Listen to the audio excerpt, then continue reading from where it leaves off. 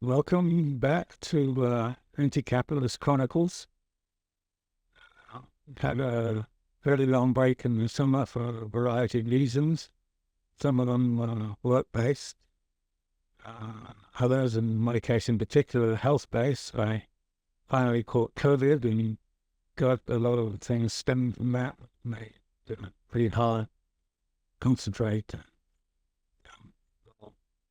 But we're now in a situation where we can start to put politics in motion back in as part of the media fair, which I hope that we'll have a whole series of enlightening sessions in which this new session will actually take up some of the findings on our own work as that work unfolds, but also go back and start to consolidate some of the ideas that are coming out.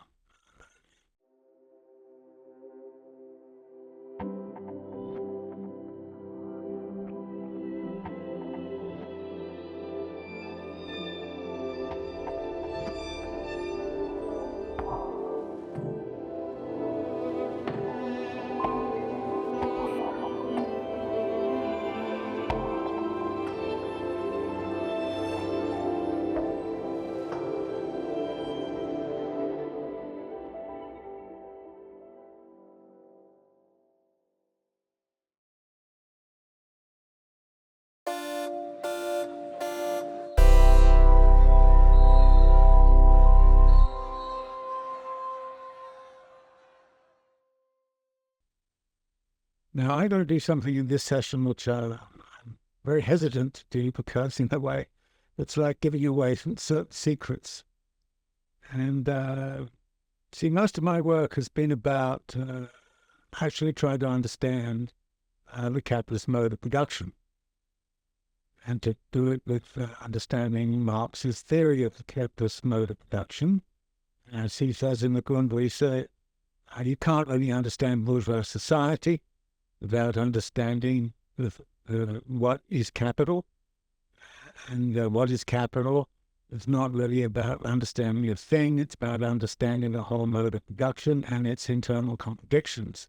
So that I've been working a lot on the question of the inner structure, if you like, of bourgeois society, which is built around the capitalist mode of production, and which actually is then meant to be understood in terms of its dynamics through the contradictions within that capitalist mode of production. By contradictions, I should give the simplest one I can from page 1 of Marx's Capital, where he introduces the idea of a commodity, which is a solid thing, and then kind of said that there are two aspects of the commodity. It can be a use value, and it can be an exchange value. But the thing was that there's a contradiction here, which is this, that if you want to make use of the commodity, you cannot sell it. If you want to sell it, you cannot be using it. So there's the contradiction. So on page 1, you have the contradiction, and the implications of that contradiction are worked out by Marx, by the construction of his theory, the mode of production. So I've been working on that in an urban kind of context, and I think that, to me, it has been very enlightening. We'll go back over some of the things that I found out on, what are the distinctive futures, forces at work, creating urbanization, affecting daily life, and the like, through the operations of the capitalist mode of production. But at the same time, Marx, I think, made very clear, and if he didn't make clear enough, I'm going to make it even clearer, to say that the mode of production is not the only thing that you should be concerned with if you're actually concerned with understanding dynamics of daily life and the dynamics of economic and social change. That we need to think about the relationship between the mode of production and what Marx talks about as the social formation. And this is a very useful division. The mode of production then is something that in working on, and the sort of thing that Marx spells out in Capital, and she is a surplus value and an immigrant visa and all the rest of it. So the mode of production is one thing. But the social formation is, if you like, the much, much broader totality in which we start to think about all of the different ways in which society organizes itself. We think about not only the inner structure of a capitalist mode of production, but we think about the social structures and race and gender and class and the like. And so I thought it would be useful to sort of at least give you some sense of how I tend to utilize the notion of the mode of production in relationship to what is going on in the social formation, which is a much broader historical kind of idea. And those two terms, mode of production and social formation, Marx doesn't always make clear which one he's working at, but I'm going to try and be clear about it by sort of saying, when I'm talking about a mode of production, I'm going to signal this is what I'm talking about. And when I talk about the social formation, well, then we'll talk about that, and you'll, I think, get some idea. It's a clear difference between the two. Now, the way in which I'm thinking about this, and this is sort of in the back of my mind. Until this is the first time I've actually confessed it as to what's been going on in the back of my mind. In the back of my mind, the social formation is really a composite of effects which flow from three different sources. One is the mode of production, which is the notion of a class society, in which the class conflict is basic to the dynamic, and the reproduction of capital and surplus value and all of that sort of thing is absolutely typical. So the first form of is class society itself, and that's largely what I've been talking about in these talks in the past. But there's another C here, and that is clan society. Now, Marx actually writes a lot about clan society, but he writes about it historically. In clan society, you're talking about the way in which human populations gather together and on the basis of some kind of features of family or bloodline or something like that, tend to kind of create a form of association which is about the clan.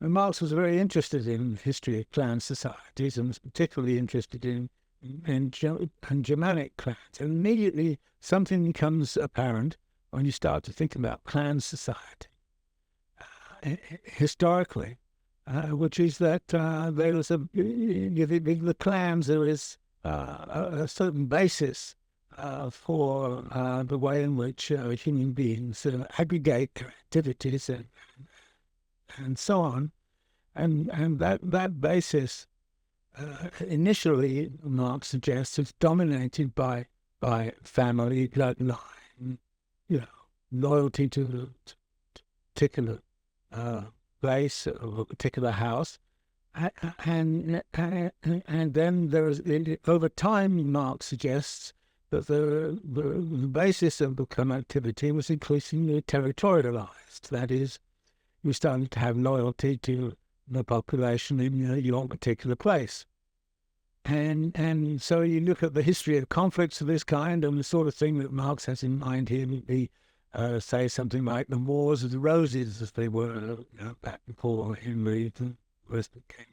And the War of the Roses was really about two families, the Lancastrian family and the Yorkshire family, and the two families were vying for their right to inherit the monarch, be the monarch.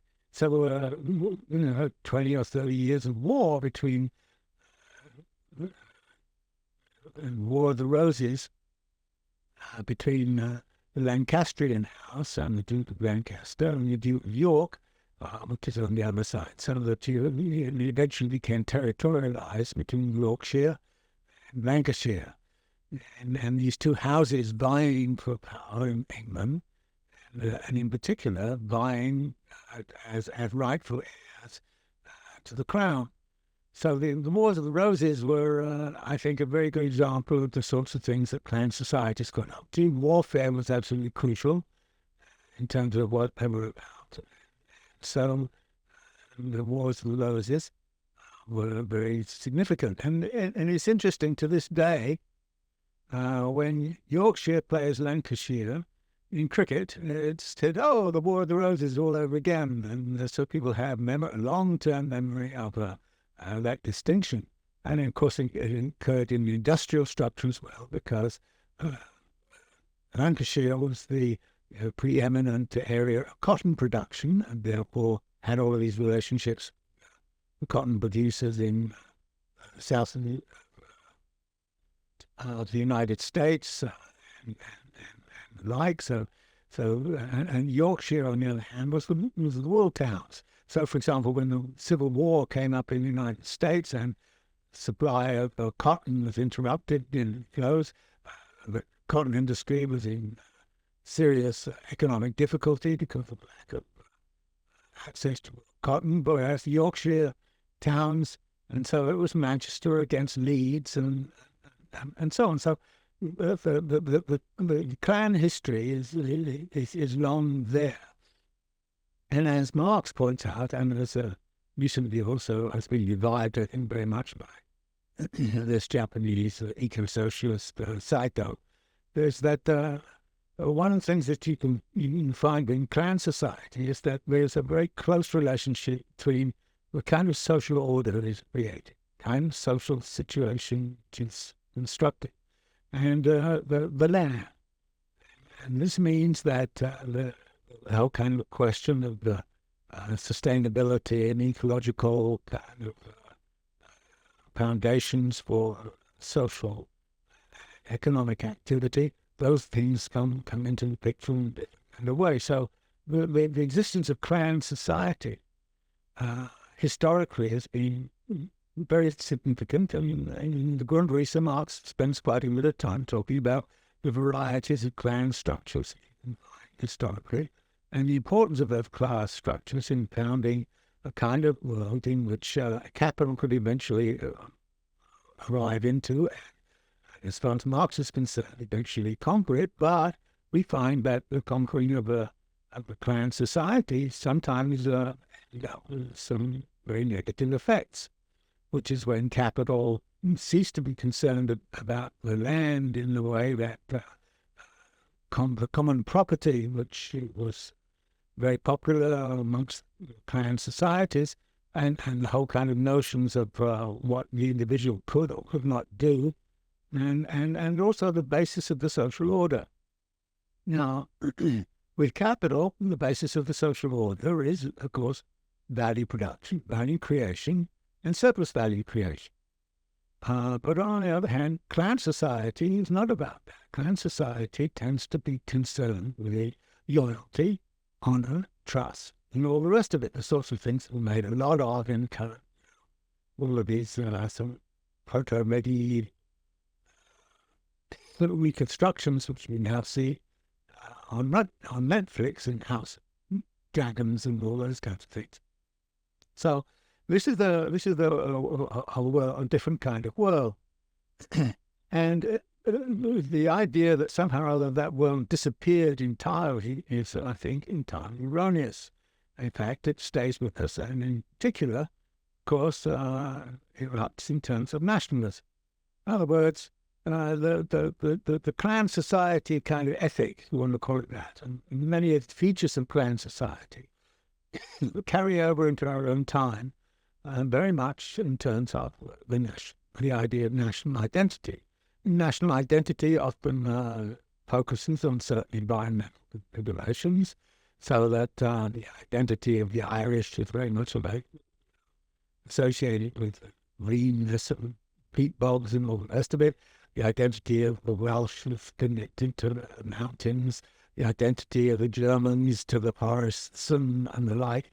And in the United States, the argument would be that the American character has very much been associated with the idea of wilderness and abundance of wilderness, and the steps taken to preserve wilderness in terms of national parks and things of that sort So that the national identity and environmental configurations are mixed up. And actually, in some way, people will very much want to try to protect the basis of national identity in terms of predominant logical configuration, which is the sustenance of this society. So that nationalism and national identity is the predominant way in which the clan, the idea of clan, starts to come part and parcel of the social order. Now, I can't go to those areas and say, okay, I'm going to say abolish all of this and replace it with class identity. It's not class identity, it's a national identity. And of course, we're still in a situation where we say, okay, why is there a war between Ukraine and Russia? Well, we can talk about some of the economic aspects of that, but on the other hand, you can't get to the heart of it without actually invoking the idea of national identity and this notion of Ukrainians of a national identity which they're trying to preserve against Russia, which is trying to proliferate that national identity. So there is a struggle going on in the world, which is a very meaningful struggle, which is not explained by class analysis, but which needs to be explained in terms of what I will call kind of analysis of clan identity. Now, you can then say, well, okay, what's the relationship which goes on between these two? In social formation, we'll find many elements of class phenomena, obviously, but at the same time, we're going to find elements of the clan identity coming very strong. And I think in this case, the easiest thing to do is to kind of say, well, let's look at how this actually plays out in a particular economic formative way. And the obvious example which we can use is the Olympics.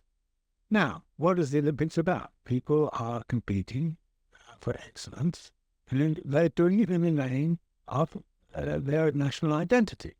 That is, the question is, how many gold medals do the Chinese get? How many gold medals do the United States get, and the French get?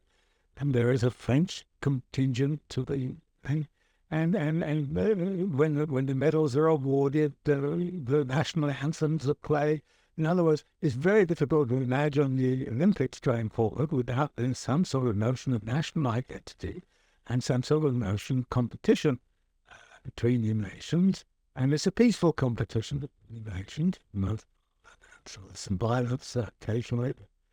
It's a peaceful competition in which national identity takes precedence. In which case, you look at it, and on the surface, you would say, well, this is a typical exemplar of clan identity mitigated by the notion of nation state and the rest of it. And so we are actually taking this idea of a clan identity and saying that it has a prominent something prominent part to play in the way in which we are looking at a particular situation. Now, then of course, but if you look at it deeper, immediately you say, well, what are the class interests involved in the mounting of the Olympic Games?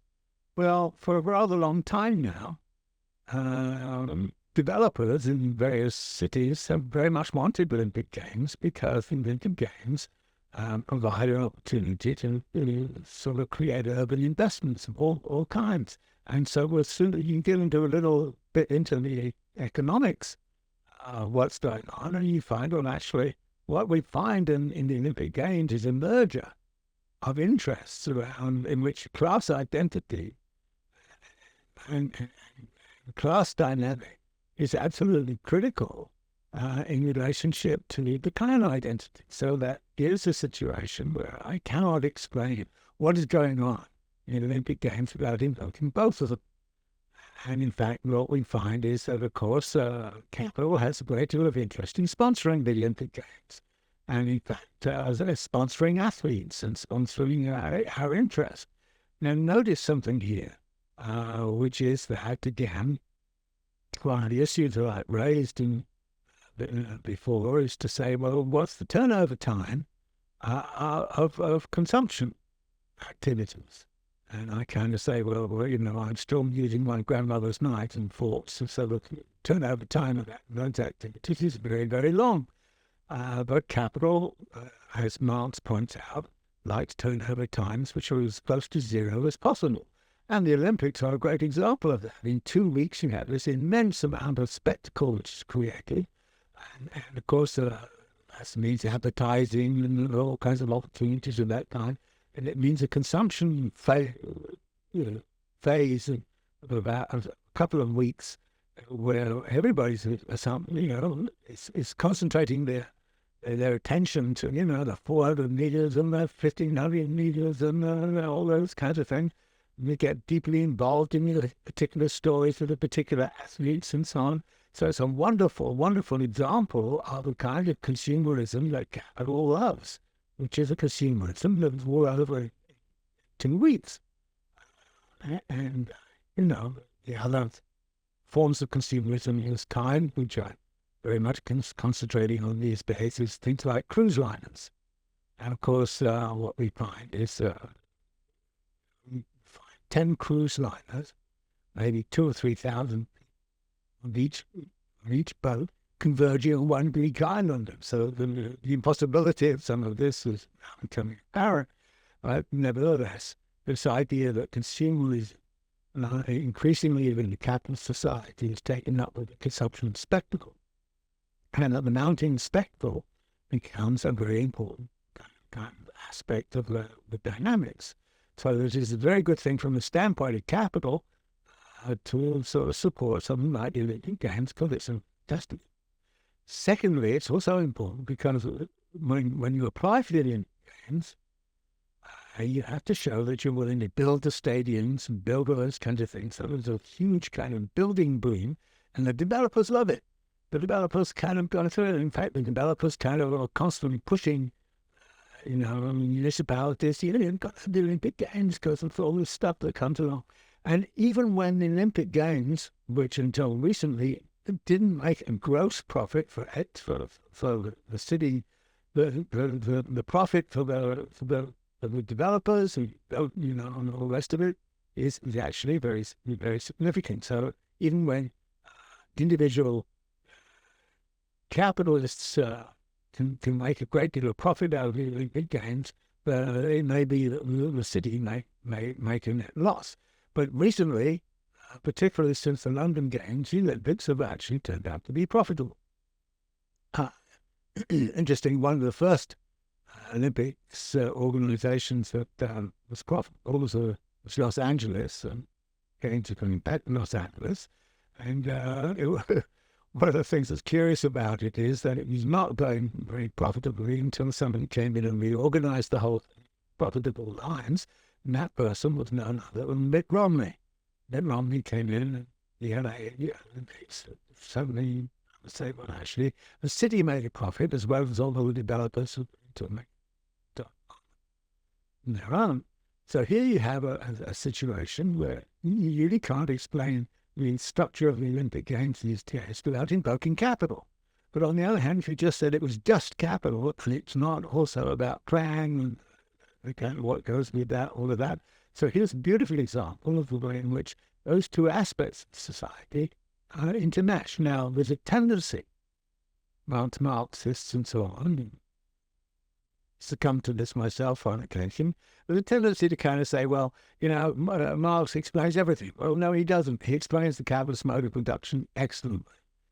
He doesn't explain all of this about clan and responsibilities and clan structures and all that. So the social formation then can only, what is going on in the social formation can only be understood by this collision, if you like, and coming together of the clan history and loyalty to a place and nationalism and all the rest of it, and place-bound kind of politics and so on, to taking that together with dynamics of relation. So if you like, class society and clan society are brought together in something like the Olympic Games, but I argue that they are going to go on all of the time.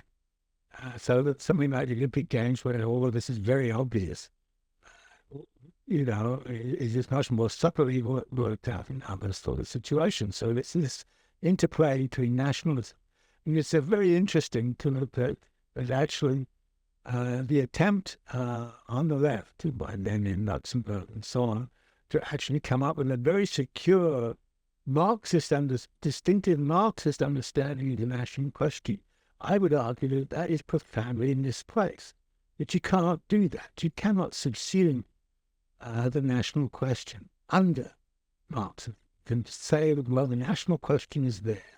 It has been there all along. It's undertaking particular forms, but it collides and supports and sometimes undermines. So we have these two aspects of society: class society, clan society, which are actually sort of involved in terms of the understanding the dynamics of the social formation. So when I start to look at the social formation, I don't simply say, well, everything's from the lens of class. I kind of say, no, I'm going to look at it from the lens of class, because I'm always going to find the lens of class as it is. You shed light on all kinds of things that are going on. Even wars, for example. I mean, there's a very strong economic interest, preservation of Ukrainian war. Weapons producers, all the money that's flowing to support Ukraine is actually ending up pockets of industrial complex armaments industry and so on. So whenever I'm in a situation of this kind, I'm always kind of saying to myself, well, is this best looked at from the standpoint of clan or class? And what's the relationship in this particular situation? As I think, it's about aspects of what's happening in society generally. But then there's a third dimension. This one's a little more problematic, but I think it's absolutely critical. And that third one is also a C, so 3 C's: class, clan, and caste. Now, caste is very interesting. Kind of say, how many societies are caste societies? You look at Iran, you say, well, Iran is it's a caste society. And it's structured a caste society. It's built a caste society. With recognition, Iranian Revolution, which Tsar started to democratizing, but it got taken over by and now it's a very strong presence. And so, actually, if you look at many of the states, which they're much more about caste rather than class, and they're much more about caste rather than clan. So, but what we're looking at in the case of caste is something else. And there's a recent book by Wilkinson, goes about often happens, which is he discovers this class with a lot of caste activity going on around. And therefore she starts to try to explain everything in terms of caste. Well, you can't do that. And you're going to get it all wrong. But on the other hand, if you ignore the existence of caste, and you think that somehow they can explain everything that's going on in caste societies by terms of clan. So if you think you can do that, you're going to get it all wrong. So you have to look at these independent forms of social activity, class, caste. And when the caste case, what you have is a really interesting kind of thing about hierarchy. The most important thing in in caste society is the preservation of the hierarchy. And the preservation of the hierarchy is, of course, often militarily respected, but it's also preserved by also strong thinking in which the idea of some hierarchy in a society is absolutely critical. And Wilkerson's is that the perpetuation of the racial divide in the United States. It's hard to explain it in terms of clan, and it's hard to explain it in terms of class. And the only way to really explain its perpetuation, 200 years, 250 years, is that it's really some kind of forecast phenomena, the notion of white supremacy, for example. It's not as if this notion of white supremacy in human societies are divided societies, which are some superior kind of qualities. It's not as if it comes out of nowhere. It has been lurking around for a very long time. So the caste structures which exist in society are really frequently there. And it's interesting this because when you start to say to yourself, well, what are the kind of social relations with caste? So, like theories. And I'm in academia. The question I pose is, what kind of social relationships exist inside of academia? Well, there is a class relation, no question about it. There is a class relation between those who are permanently employed in a professoriate and the mass adjunct teachers. And in this, there's a class divide. And that's pretty clear. But then within academia itself, amongst the professoriate and those of us who have positions, there are certain hierarchical structures.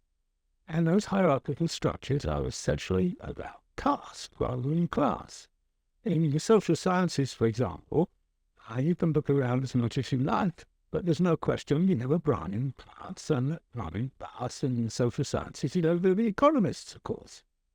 And the economists, people speak to economists and don't talk to anybody else. And so we have a kind of thing that kind. I find this personally, in my history, I'm constantly dealing with a kind of question in caste. I'm a geographer, for example. Now, geography is pretty way down on the caste system. Administrators in universities will abolish geography departments all over the place, and no problem. They never do that.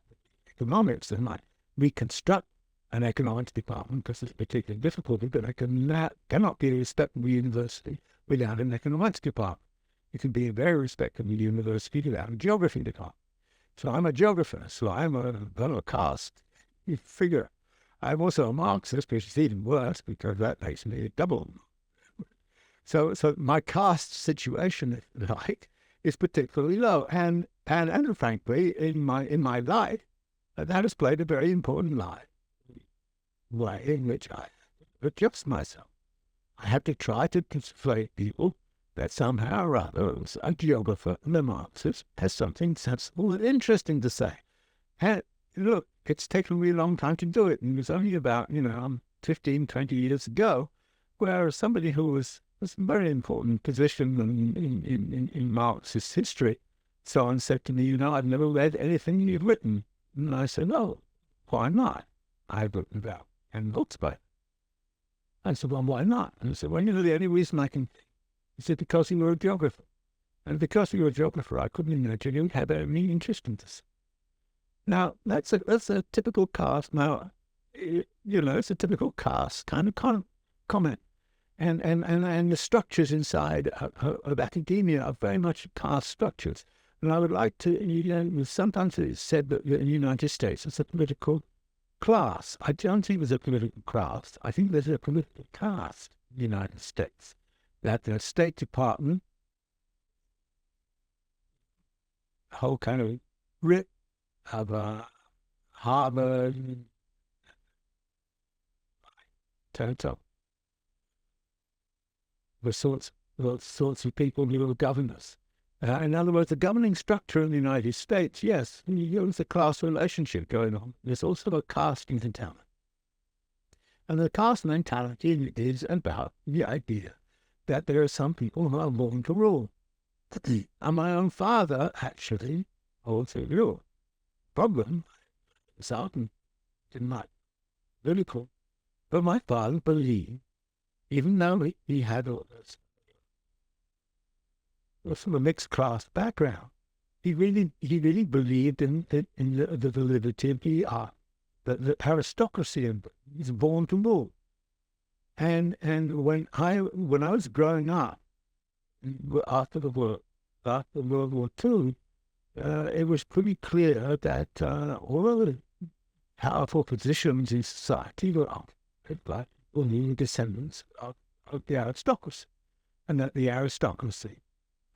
And interestingly, the person who broke that relationship between the born from rule and the aristocracy was Margaret Thatcher. And in other words, a new kind of conservatism came in, which was breaking, if you like. But up until the 1980s, effectively, Britain was governed in the government, and all the people in the civil service and so on came from Oxbridge backgrounds. And it also then turned out to be true that the first Labour government was also mainly taken up with people who came from Oxbridge. So there's a ruling caste. And in France, you find this with the Bronze École.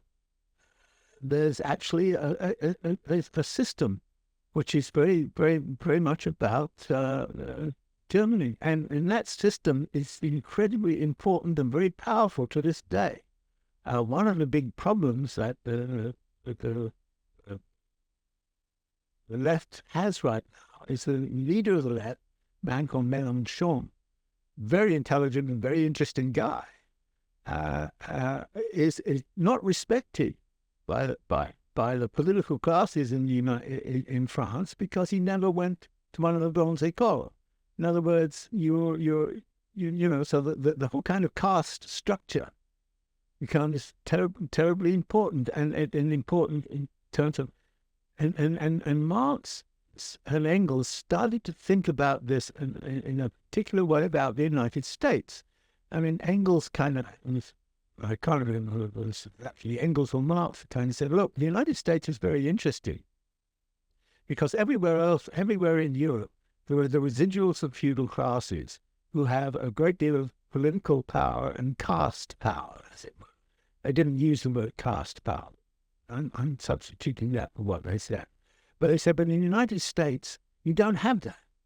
There is no residual. So what happens? In the United States, you actually went out your way to create the institutions to build a caste structure of political management. And actually, one of the paradoxes of the United States is that popular opinion in the United States, which every 4 years is given over to elected president, and what is supposed to be concerned with electing a government that's actually going to have a tremendous implication for how the world is going to be governed. But most people in the United States don't care about that. They only care about what is that government going to do for us. So that the whole structure of governments in the United States is an anti-class structure, and an anti-structure which is, has it involved in it under a very distinctive presence. And there was a sort of a thing I saw the other day which confirmed this one. It was kind of said about the people who were in the State Department. The population of the State Department has a certain intellectual origin. It's beginning to change a little bit, but it was described as male, pale, and Yale. And I think it's just a very interesting way to look at it. And so the caste structures are significant. And one of the things that Wilkerson does is to say that these structures are deeply embedded. We don't really quite understand how they are perpetuated. But suddenly somebody will come up and say, white people are superior to the rest. and that there is a hierarchy of genius, and a hierarchy of preference. So when I'm looking at a situation and asking questions about the elections coming up in the United States right now, for example, I kind of say, well, what are the ways in which caste, class, clan are actually involved in these elections, and who is benefiting from what, and how are they mobilizing, and how are they presenting themselves? Are they presenting themselves as born to rule? Donald Trump, in some ways, tends to do that. There's no question in his mind that he's born to rule, and people will kind of think that there must be somebody who was born to rule. But where's the aristocrat to do it? Well, he's not an aristocrat, but he's doing a rather good job of mobilizing the notion of caste to particular ways. So this is something that I always have in my mind. And so that in the social formation, I would argue, you have to look at the way in which dynamics of class system, the dynamics of capital accumulation, which Marx did a very good job of, I think, intersect with a history of clan, which he didn't do a good job of organizing, and how, to what degree, does caste structure. He was aware of all three, and actually mentioned this in his historical writings, but never went into great detail. And I think this is, to me, is a very useful way of trying to understand the world. And I know it's a really some crude way in some ways, but nevertheless, crude ways sometimes very helpful as a way to hand together particular understanding, particular situation. So I hope my confessions on the fact that Marx doesn't explain everything, does a damn good job of explaining the mode of production, but doesn't do such a good job of understanding the dynamics of clan society, though he even appreciated very much the nature of those clan societies. And he certainly understood the importance of caste in India and all the rest of it, but didn't quite understand how the role of caste, ruling caste rather than ruling class, is in fact a very important aspect of our society. Okay, it's my confession. This